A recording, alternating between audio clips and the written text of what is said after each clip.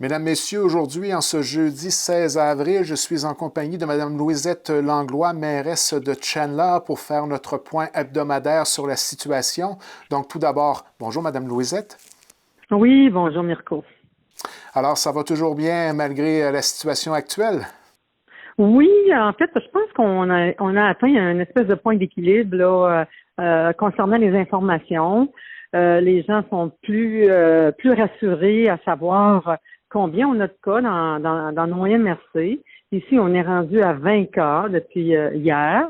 Alors, on connaissait un peu la source des contaminants. Nos CHSLD ne sont pas atteints. Alors, ça, c'est une bonne nouvelle. C'est les gens qui sont les plus vulnérables. Fait qu'on va essayer de maintenir ça comme ça. Puis maintenant, ça a rassuré les gens de savoir combien de personnes atteintes dans notre MRC. Alors, ça permet de dire qu'il faut continuer les mesures mises en place par le gouvernement. Et puis, ça rassure en même temps les gens là, de savoir qu'on n'est pas monté à 300. On n'a peut-être pas atteint le pic parce qu'ici, en région, ça prend un petit peu de temps avant d'arriver. Hein. Mais étant donné que la région est fermée, ça devrait se stabiliser, à mon avis. Et malgré le fait qu'il y a certains commerces qui commencent à réouvrir tranquillement, pas vite, il ne faut vraiment pas relever la vigilance en ce qui concerne les règles de base, là. Il faut toujours garder la vigilance. C'est sûr qu'il y a des commerces qui ont ouvert parce qu'ils ils ont besoin de gagner leur vie, mais ils ont l'obligation de maintenir les règles dictées par le gouvernement du Québec dans le cas du COVID. Puis je pense que les commerces le respectent. Ils n'ont pas intérêt là, à payer des amendes. Il y a des amendes quand même assez salées là, qui viennent avec ça. Et puis non, à date, j'ai pas eu de plainte. Là. Il y avait des gens qui étaient inquiets au début. Ça semble s'être tassé. Là, j'ai pas eu d'appel depuis le temps. La Sûreté du Québec est toujours là, elle surveille, puis heureusement qu'on l'a parce qu'elle surveille un peu partout là, pour voir si les gens respectent là, les 2 mètres, puis respectent les obligations gouvernementales. En fait, ils le font pour protéger nos gens, protéger nos citoyens. Puis on tient à nos citoyens, on tient à leur santé, on tient à nos personnes âgées, on tient à tout le monde, les enfants. Vous savez, on ne sait pas qui ça peut atteindre, alors faut rester prudent.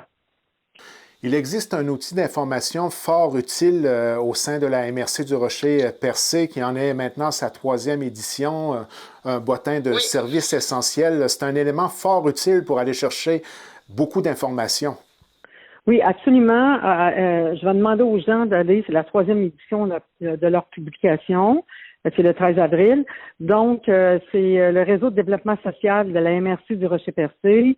Ils donnent leur bottin, donnent toutes les informations nécessaires pour les besoins des gens, soit que le dépannage alimentaire, la popote roulante, l'alimentation, les ventes et livraisons, les services aux aînés, les services enfants, jeunesse, famille, les services adultes, les pharmacies, les cliniques médicales et tout, transport collectif, services financiers, institutions, services municipaux, autres initiatives citoyennes. Alors, ils peuvent aller chercher toutes les informations sur le Facebook du réseau de développement social MRC Rocher-Percé.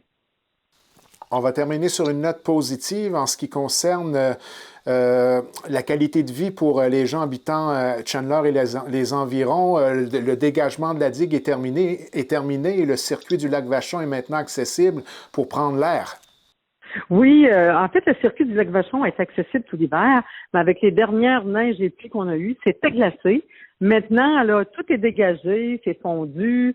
C'est évident que c'est un peu vaseux quand il y a mouillé, mais c'est praticable. Les gens peuvent aller prendre l'air. On comprend en respectant le 2 mètres entre les personnes qui sont pas de leur famille immédiate, qui sont pas dans la même, les gens qui sont pas dans la même résidence doivent garder le 2 mètres de distance. Ensuite, les circuits de l'évacuation et la digue sont disponibles à la population pour prendre l'air, pour se changer les idées et puis pour passer là, cette période difficile qu'on connaît. Merci beaucoup, Mme Langlois, pour cette entrevue et on se donne rendez-vous la semaine prochaine pour refaire le point. Encore une fois, merci beaucoup pour votre grande disponibilité.